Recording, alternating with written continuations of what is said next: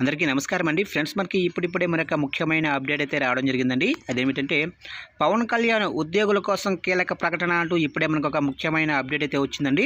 అయితే ఇందుకు సంబంధించిన పూర్తి వివరాలు అయితే మన వీడియోలో తెలుసుకుందామండి. అంటే ఉద్యోగులకు పవన్ కళ్యాణ్ ఏం చెప్తున్నారు ఏంటనేది మన వీడియోలో క్లారిటీగా తెలుసుకుందామండి. వీడియో మాత్రం ఎక్కడ స్కిప్ చేయకుండా చూడండి ఫ్రెండ్స్, అప్పుడే మనకు పూర్తి సమాచారం అయితే తెలుస్తుంది. ఇక లేట్ చేయకుండా వివరాల్లోకి వెళ్ళిపోదాము. ఇక ఉమ్మడి అనంతపురం జిల్లాలో శ్రీ సత్యసాయి వాటర్ సప్లై ప్రాజెక్టుకు బోర్డు ద్వారా గ్రామీణ ప్రాంతాలకు తాగునీరు అందించే పథకం కొనసాగుతుంది.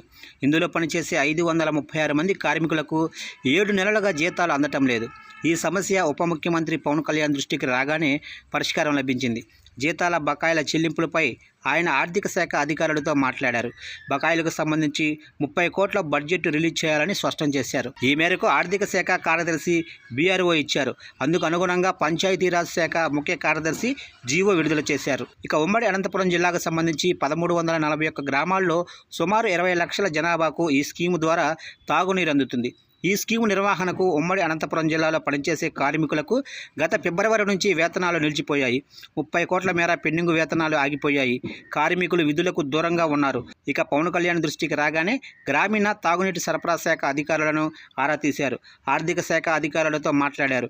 30 కోట్లను వేతనాల కోసం విడుదల చేసేందుకు ఆర్థిక శాఖ ఆమోదం తెలిపింది.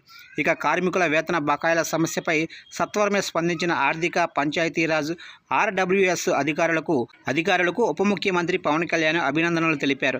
ప్రభుత్వ విభాగాలు సానుకూల దృక్పథంతో పనిచేసేలా దిశానిర్దేశం చేస్తున్న ముఖ్యమంత్రి చంద్రబాబు నాయుడికి ధన్యవాదాలు తెలిపారు.